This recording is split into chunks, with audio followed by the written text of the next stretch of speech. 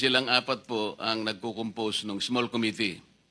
Yes, Your Honor. Magtatalo-talo, magbibigay ng inputs yung mga kasamahan natin. Tapos sa dulo pala, yung apat na tao lang ang magdidesisyon. So ayaw po nila talagang payagan na maimbita si Representative Saldico. Itong congressman na to, makakapagdagdag siya ng ganun kalaki. So, sinek ko na po, sino yung naglagay ng mga pondo doon? Si Congressman Saldico, na 13 billion. Sir, Your Honor, pwede bang i-ano ko lang yung USB na ayaw nila ipakita doon para mas madali kong mapaliwanag? Thank you for your time, Congressman Toby. Congressman Toby, I am very grateful that despite your very busy schedule, you made time to appear before us.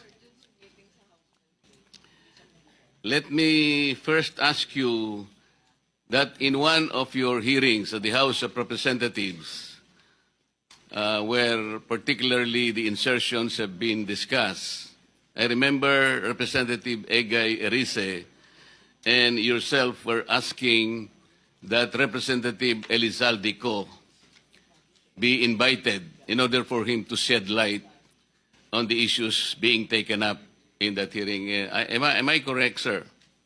Yes, Your Honor. And this came up after former Secretary Manny Bonoan told the committee that he does not know where, or he does not know the persons responsible in putting the insertions during the BICAM conference. Is that correct? Your Honor, can I clarify that statement? Yes, please. Ganito po yung nangyari dyan. No? So nagsimula, ang una nag-interpellate ay si Congressman Erice. So sabi ni Congressman Erice, nung sa dulo na, sabi niya kay Secretary Bonoan, alam niyo ba kung ano yung amount na nadadagdag sa departamento pagdating sa BICAM? Ang sagot ni Secretary Bonoan at the time was that hindi namin alam dahil hindi naman kami part ng BICAM. Makikita na lang namin yan pagdating ng General Appropriations Act. So yun po yung pinagsimula noon. So ang sabi ni Congressman Erice noon, since hindi po alam ni Secretary Bonoan, ang taong dapat tanungin ay si Congressman Saldico. Kaya po siya nagmosyon na kung pwede, imbitahan ng committee si Congressman Saldico at yan po ay tinutulan yung mosyon niya ni Congressman Benny Abante. Bakit po tinutulan ni Congressman Abante? Parang ang sinasabi po nila noon is that hindi pa pwedeng maging resource person ang isang congressman. Kaya tinuloy ko po, kaya po ako nagsalita, humingi ako ng pasya kay Congressman Erice because he had the floor, if I could make a manifestation. Sabi ko, kung ganyan po na hindi pa pwedeng resource person ang isang congressman, hindi na dapat ituloy itong investigasyon na to sa House. Kasi sabi ng chairman nung una, walang sasantuhin. Kahit congressman, kahit senador, kahit sino. Eh kung hindi po pa pwedeng mag-testify under oath o hindi pa pwedeng resource person ang isang congressman, ibig sabihin, exempted yung congressman sa investigasyon. Yun po yung nangyari doon. Bakit po napaka-importante, bakit po napakahalaga na kailangang malaman po natin kung sino-sino yung mga taong responsable doon sa pagbibigay ng insertions po doon sa BICAM o kahit na sa iba pang mga sessions po? Kasi kami po, ako po, hindi ako member ng BICAM, no? So natuklasan na lang namin ito noong, ako nalaman ko lang yan, I think March 24. March 24 ko na lang nalaman na ganun kalaki. Kala natin noong una, PhilHealth lang binawasan, DepEd lang. Later on, natuklasan ko po na yung mga flagship projects ng administrasyon, ni Pangulong BBM, ibig sabihin po ng flagship projects, yan po yung mga foreign assisted projects, ay tinanggalan po nila ng pondo para maisingit yung mga pondo na gusto nila isingit doon sa BICAM. So kaya po, ako rin, napakahalaga po rin sa akin, na maimbitahan si Congressman Saldico. At doon po sa House of Representatives, meron pong small committee doon pagkatapos ng second reading. So ang pag-insert is not only doon sa BICAM, meron pang insertion doon sa small committee. So since walang makakasagot niyan kung hindi si Congressman Saldico, yun po, request po natin na siya imbitahan. Alam po ba ninyo kung sino-sino yung miyembro ng small committee na binabanggit ninyo? Sa House of Representatives po. Opo. Yes po. Ang chairman po nun is si Congressman Saldico, tapos senior vice chairman ng Committee on Appropriations, majority leader of the 19th Congress, and minority leader of the 19th Congress, Your Honor. Sino po yung vice chair ng appropriations? Senior vice chair si Congresswoman Stella Luz Quimbo po. Sino po yung majority leader? Congressman Manix Delipe po, Your Honor. Minority leader? Congressman Nonoy Libanan po, Your Sa Honor. mga tweet, silang apat po ang nagkukompose ng small committee. Yes, Your Honor. Ang nangyayari po, kasi alam ko rin naman po, dahil nagtagal din naman ako sa mababang kapulungan, kumisan po ay 2 hanggang 3 buwan po nating pinagdidebatihan yung budget. Mag-aaway-aaway pa nga po, kung minsan nga inaabot tayo ng madaling araw. At katapos-tapusan ang sinasabi ninyo ay 4 na tao lang pala ang gagawa ng mga bagay na inyong gusto sanang malaman kung anong nangyari. Tama po kayo, Your Honor. Di ba po, sabi ko nga, magtatalo-talo, magbibigay ng inputs yung mga kasamahan natin. Tapos sa dulo pala, yung 4 na tao lang ang magdidesisyon. At yung problema po doon sa 4 na tao na yon, at least yung BICAM po, may BICAM report po yun eh. Makikita sa BICAM report kung ano po yung original net budget ng isang departamento, Your Honor. Tapos makikita po kung ano yung dinagdag or binawas, Your Honor, at makikita yung natirang pondo. Ang problema po doon sa small committee, wala pong ano yun.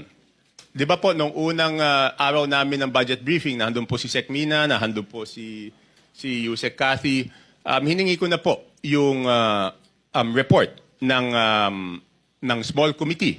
Kasi po, di ba, sa rules po natin sa House of Representatives, Section 39, kung di ako nagkakamali, pero baka mali ako, nakasulat po doon na after 7 days after maipasa ang isang batas, or 15 days pagkatapos mag-end ng session, dapat po i-file sa archives lahat ng reports tungkol sa isang House bill. So una po ako nagpahanap sa aking staff, Your Honor, ng records doon sa archives. Wala pong mahanap. Kaya nung first day ng budget briefing, hiningi ko po. Wala din sila, hanggang ngayon, wala po silang binibigay. So ibig sabihin, sabi ko, kung walang record yan, ang siguradong nakakaalam po niyan, Your Honor, is si Congressman Saldico. Bago po tayo magpatuloy, let me acknowledge the presence of Senator Sherwin Gatchalian. Wala po kayong nakita sa archive o ayaw po nilang ipakita? Hindi po, kasi yung archives, alam niyo naman po, Your Honor, yung archives natin sa House of Representatives, napakagaling po nun. Kahit yung deliberations ng 1987 Constitution, hanapin niyo po doon. Lahat, transcript, journal, kompleto po yun. Yun, wala talaga. At noong tinanong ko po, noon yung COMSEC, hindi po sila makasagot kung nasaan. Ang sabi ko nga, pa-email na lang sa akin, ang tagal na po noon, hindi in-email, so wala po talaga yon. At imposible naman na walang nakakaalam noon. Alam po ninyo, meron po nga tayong tuntunin sa House of Representatives, kahit na po yung kopya ng enrolled bill, may 3 kopya po dapat na nandun po dapat sa opisina ng Secretary General. Sinubukan ko rin po sanang manghiram nun kung meron, pero hindi rin po nila naipakikita. Pero ganito po, so ayaw po nila talagang payagan na maimbita si Representative Saldico.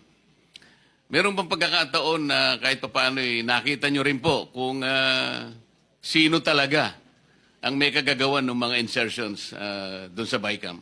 Hindi po, ang ginawa ko po, Your Honor, is nag-research na po ako kung sino po yung gumawa ng insertions. Paano po kayo nag-research? Ganito po, okay, mahaba po yung history niyan, Your Honor. To be very blunt about it, di ba po, nung nabawasan ng flagship projects, yung Pangulo, nung nakita niya po doon sa Sagaan na nawala yung kanyang malalaking proyekto, yung flagship projects ng gobyerno, naghanap na po siya kung saan napunta yon. So wala po ako nung unang meeting, pero I think nagkaroon ng meeting, ang dinig ko noong January, tinanong po yung Senate President, si Senate President Escudero, at tinanong po si Speaker Martin Romualdez, hiningi yung listahan noong mga insertions doon sa budget. Ang pag-alam ko, ulitin ko, wala po ako nung unang meeting, si Senate President Escudero, binigay po yung listahan ng Senate amendments, no? Doon 3 days after the meeting. Nung tinawag po ako sa pagpupulong noong March 24, nalaman ko po na wala pang binibigay yung House of Representatives at that time, in March 24. Kaya po ako nasama sa meeting na yon is para hingin na sa House of Representatives yung listahan noong mga insertions ng House of Representatives naman. So kaya lang po ako napasok dun sa usapan na yon noong March 24. March 24, 2025 was the first meeting. So dahil nga po sa paghahangad ninyo na malaman kung ano-ano yung mga insertions, kanino napunta at sino yung may kagagawan, paano po nyo eventually nalaman kung talagang nalaman ninyo?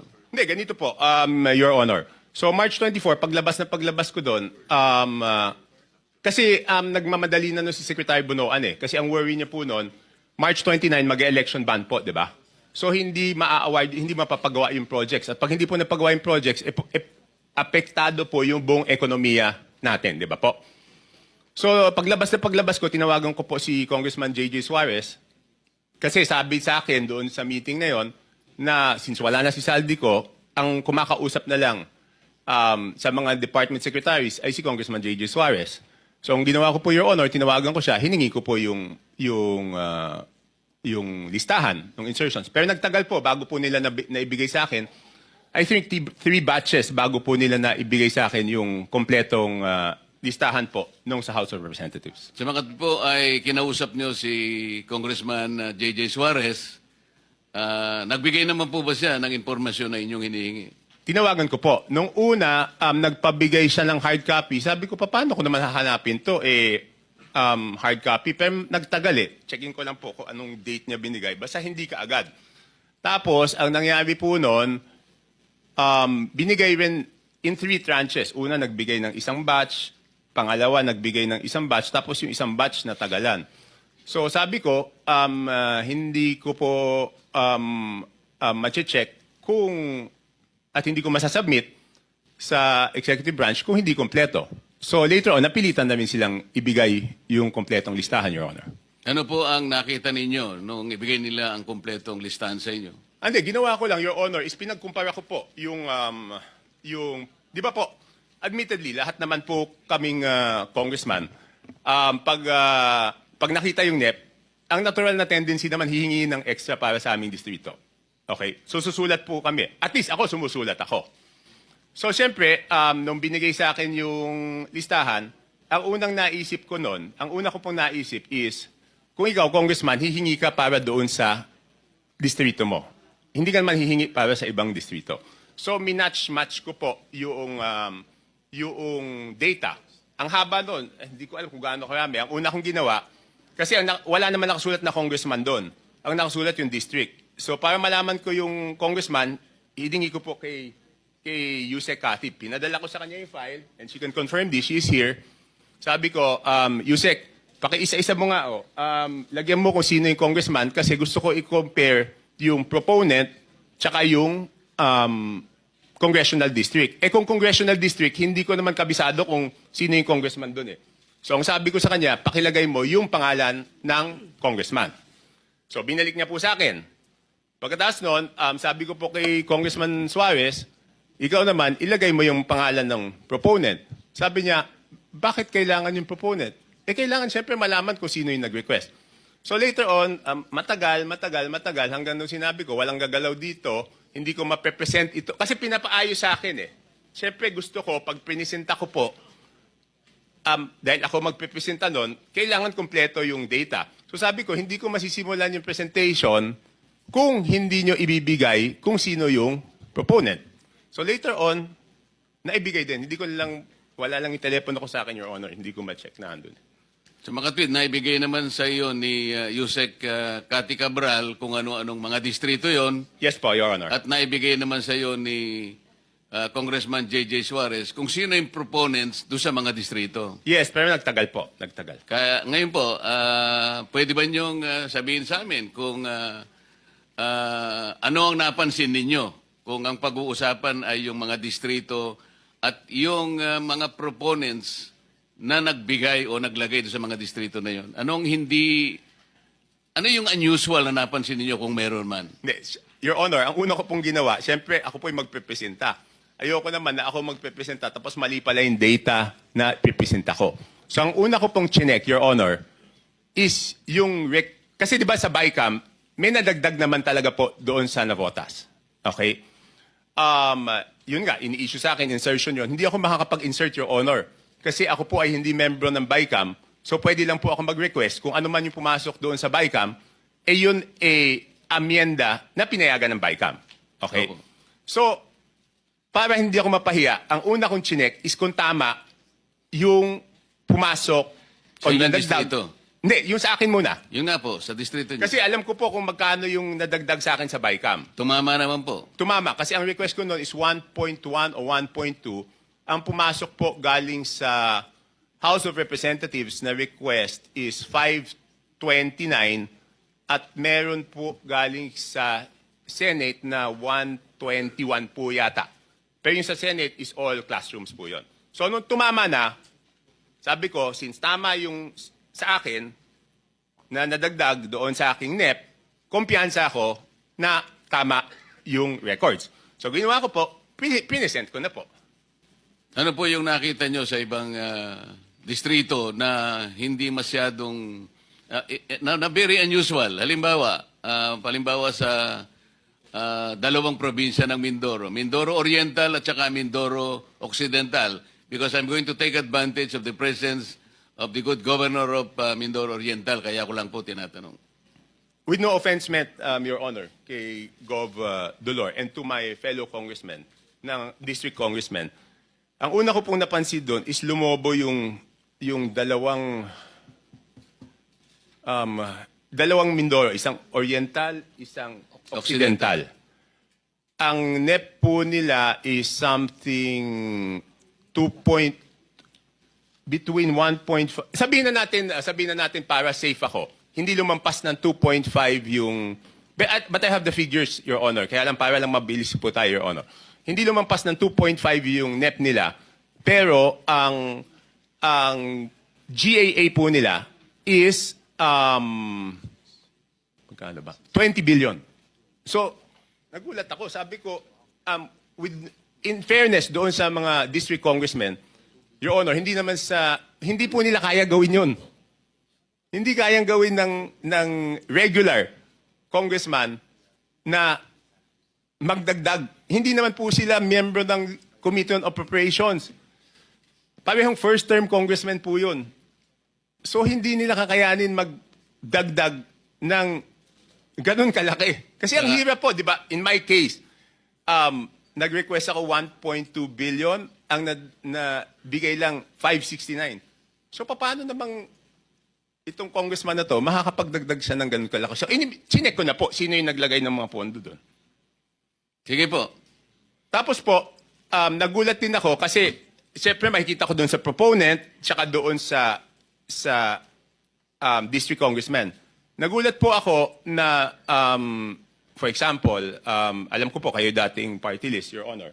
Pero may dalawang party list po doon, nasa BICAM lang, hindi ko alam yung sa small committee, ay nadagdagan sila ng 2 billion. Anong party list po? Ako Bicol at BHW po.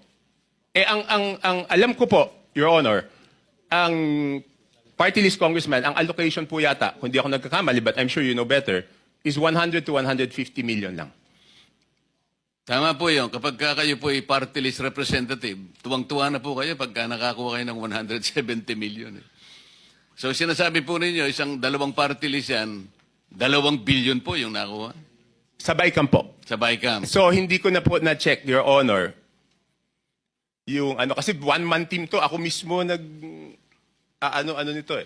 So, Balikan po natin yung sinabi nyo without any offense meant dun sa representative po dyan sa Mindoro Oriental at saka Mindoro Occidental. Kayo na po ang nagsabi na parang wala naman sila sa kalagayan na manghingi ng ganong kalaki sapagkat hindi naman sila kasing sikat ng isang Toby Tiangco. Hindi po. Kung kayo nga po nanghingi ng ganito, kalahati lang ang naibigay. Sabi po nyo kanina, hindi sila lalampas ng at least 2.5 B Pero ano pong nakita ninyo? Naging 20 sa makatwid. Magkano po yung nadagdag? Sa ngayon po dun sa inyong Yun, nakita. 17, ganyan. Di ba? From 2, sabihin mo 2.5 to 20, di 17.5. Tapos ang isang nakita ko po doon, under proponent, nagulat po ako na yung proponent ng mga dagdag sa distrito na to, under BICAM, is si Congressman Saldico, na 13 billion. Sir, Your Honor, pwede bang i-ano ko lang yung USB na ayaw nila ipakita doon para mas madali kong mapaliwanag? Yun nga po yung gusto naming kung papayag Kasi kayo, mahirap puro kwento eh. Ito, may numero po to. bigyan natin ng kopya po yung Blue Ribbon Committee. May I direct staff of the Blue Ribbon Committee to please secure the copy from Congressman Tiangco para makita po natin yung binabanggit niya. Ipakita po natin sa sa screen.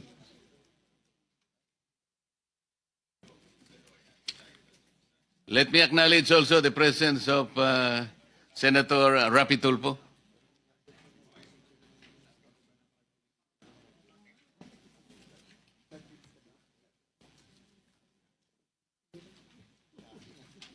Mr. Chair, may I interject, Mr. Chair?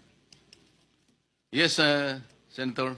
Yeah, I would like to direct this question Ah. to, Sandali. Let me acknowledge also the presence of Senator Bato. Continue, sir. I would like to direct this question to Congressman Toby Chanco. Sir, sabi niyo parang 17.5 ang nilobo nung budget. Tama po ba yun? Kunin ko lang po yung eksaktong records para sigurado. Kasi parang sinasabi niyo, 2 something lang ang request nung district na yon. And you don't believe na hindi nila kaya yung kasi mga ordinary at mga bagitong congressman. Tama po ba yon? Hindi naman po ordinary, sir. Regular. Yeah. What I mean to Regular. say, sa district ho na yon. Tama po ba? Yes, Your Honor. Ang tanong ko po ngayon, sir, may naririnig po tayo, ito po yung common lingo ito, yung sinasabing parking fee. Hindi ho kaya nagkaroon ng yung pondo na yon ay pinarada lang dito ng isang congressman na hindi naman taga roon. Ito ang tawag ay parking. Have you heard that, Mr. Chair? Yes, sir. Yes, Your Honor. Nadinig ko na po yun. Pero dalawang term po yan, di ba? Kung matatandaan nyo sa Kongreso, isa yung parking, isa yung sagasa. Could you tell us the difference Di ba yung between parking, Your and sagasa? Honor? Yung parking rep, Tiangco, medyo kabisado ko, pero yung sagasa, hindi ko pa, pwede bang ipaliwanag mo yung sagasa? Hindi. Yung parking po, Your Honor, is nakiusap ka dun sa district congressman. Yes. Pumayag yung district congressman. Yung sagasa po, Your Honor, is wala kang magagawa sa ayaw mo't sa gusto. Mas matindi pala yun. Oh, Your Honor,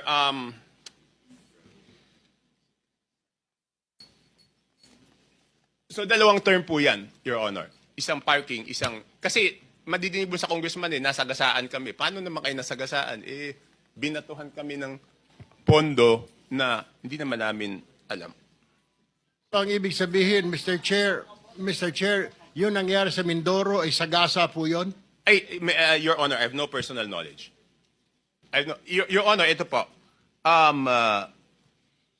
Mindoro Oriental, DEO, 2530 billion ang NEP.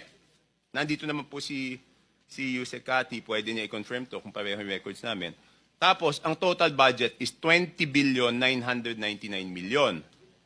Tapos, yung Mindoro Oriental DEO, 1 billion 508 million 583,000. Ang GAA po niya is 20 billion 795 million 429. So nagulat ako nung nakita ko yon, Your Honor. Thank you, Mr. In Chair. both provinces, si Representative Saldico ang nakalagay po na proponent. Hindi, doon po sa ano. Kasi ganito po to. Ito na po yung total. Sabi ko nga, hindi ko makikita kung ano yung sa small committee. Ang nakita ko, nung tinitignan ko po yung kay Saldico, next slide please. Yan, maliit lang eh.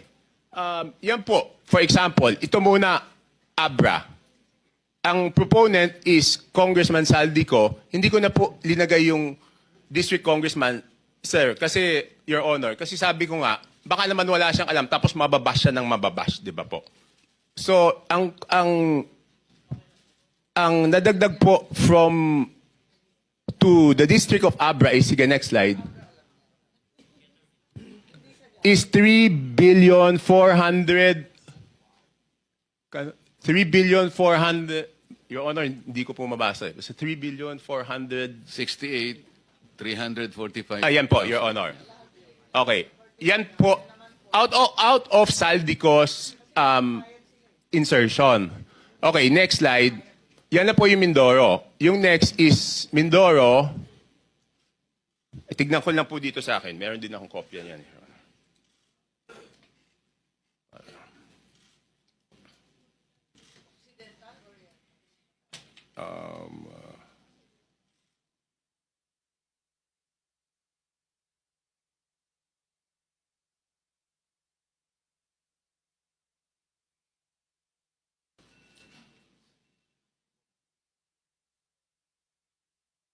Next is Occidental Mindoro, 3.2 billion po yan ang nadagdag. Okay, next is Oriental Mindoro, 3,105,759,000. Next is total po ng Romblon is 620 million. Tapos next po, Bukidnon is 580,222,000. I would like to clarify, Your Honor, I will make it clear, hindi po ito district ni Congressman Joe Zubiri. Hindi po. Just to clarify, hindi niya distrito yan. Tapos yan, sunod-sunod na po. Itong Camarines Norte, 550 million. Itong, ano ba yung sumunod? Batangas, 429. Meron pa pala ulit na Mindoro. Hindi ko alam bakit nahiwalay ito. Baka ibang district ito. 400 million. And then Sarangani, 300. So next slide, pag tinotal niyo po, yan, magbabalanse po yan. 13,803,693 with Congressman Saldico as proponent. And pag tinotal mo yung district, yung subtotal, 13,803,693,000, Your Honor. For the record, ang binabanggit po nating Representative Elizaldico, siya po yung chairman ng House Appropriations Committee.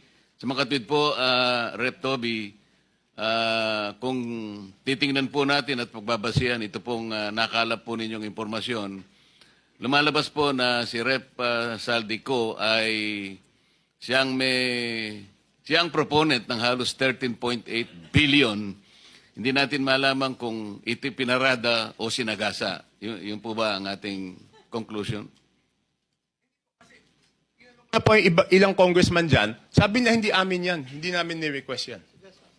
So, hindi ko na po, hindi na ako nagtanong kung parada yan or Sagasa. sagasa. Ang sinasabi ko lang po is, yan po yung nakita ko. Kasi normally, kung kunyari, yan po yung request ko, dapat ako yung proponent. At ako rin po yung congressional district. So pag magkaiba, magtataka kayo bakit eh. Chair, baka may dadagdag si Gob, Dolor, dahil puro Mindoro ang binabanggit. Yun nga po, may I take advantage of your presence, Gob. Total, nababanggit naman po ang inyong probinsya. Siguro po, makapagsalita kayo, sang-ayon po dun sa revelations po ni Representative Toby. Nag-request po ako kay Gov. Dolor. Tapusin ko lang, mabilis na lang to eh. Okay. Yes. So makikita ko po, yung Ako Bicol, yan po, ang BICAM is 2,295,000,000. Next slide. Yan. Next slide. Yan. Ang Ako Bicol, ang ano po niya, ang napunta po sa BICAM pa lang is 2,295,000,000. Again, hindi ko alam yung small committee. And then yung BHW po, ang total is 2,064,000,000. At ito po, Your Honor, buti na lang naagapan to kasi po, hanggang ngayon, hindi po rini-release yan. Kasi nung natuklasan na ganyan, nakakapagduda, hindi po ni-release. Your Honor, pwede po ako magtanong kay Yusek Cathy. Meron lang akong gusto i-clarify, Your Honor. Please proceed. Yusek, di ba ginagawa ito short of award, di ba po? Yes, sir. Kapag na lumabas na po yung GAA, pwede na po silang mag-advance procurement short of award hanggang ma-download po yung pondo sa implementing office. Okay. Yusek Cathy, kung yan po ay short of award, ibig sabihin meron na yung lowest calculated bid. Tama po? I'm not very familiar Yes, with most procurement. probably. Most probably. Hindi, ganito lang po, Point of Your order, Honor. Mr. Chair. Yes. With all due respect, Mr. Chair, point of order po. What is the point of order? Just to remind all of us, Mr. Chair, na the resource person, if wanting to field a question to another resource person, must do it only through the chair po. Hindi sila pwedeng diretsyong Pinayagan ko naman po, magtanungan. kaya para maka-economize ng time, kaya Alright, total Mr. magkatabi Chair, naman I sila. submit. Opo. Thank you. Thank you for the Sorry. point of Most order. I'm sorry. probably, Your Honor. Your Honor, pwede bang malaman kay Yusek Cathy kung, hindi, pwede na lang po ganito, Your Honor. Pwede pong hingi na lang kay Yusek Cathy i-check kung meron na po itong lowest calculated bid short of award.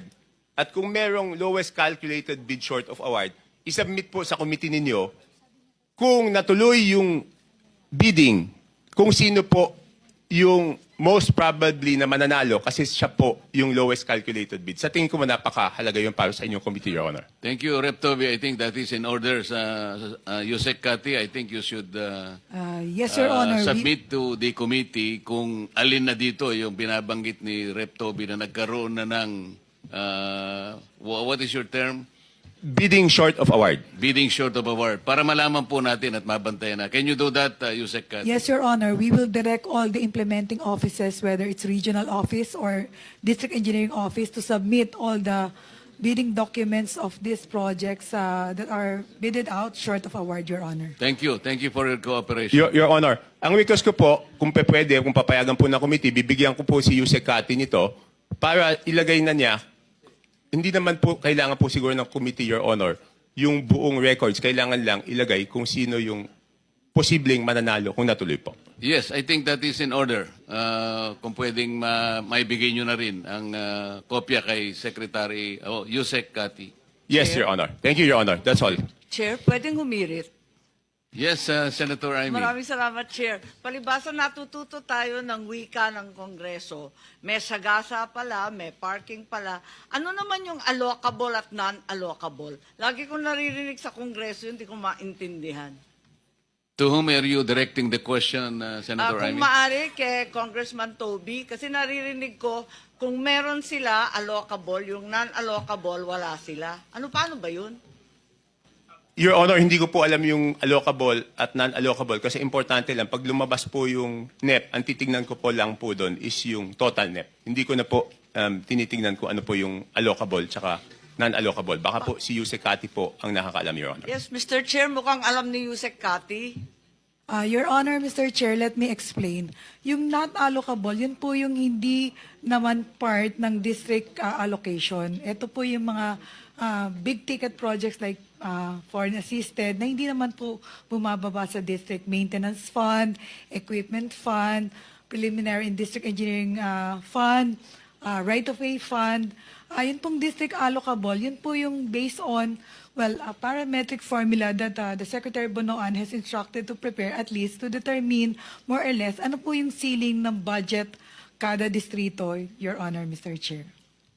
So, sa pagtingin ng district, halimbawa yung district engineer, yung sinasabing allocable, yung kanya na ibibid. Tama po, ba Your yun? Honor. Tapos yung non-allocable, Opo. madalas napupunta sa region o di kaya sa central office. Ganun ba yun? Your Honor, most probably, Your Honor, yes. Hindi po part ng district office yung non-allocable. Okay, thank you. Rep. Toby, siguro doon sa parada at saka sa gasa, doon sa parada malaman natin magkano yung parking fee siguro para sa kaalaman din ng committee. Doon sa sagasa, ano kaya yung ginamit na pang sagasa? Pison kaya o train o kung paano? Kasi kailangan malaman din natin.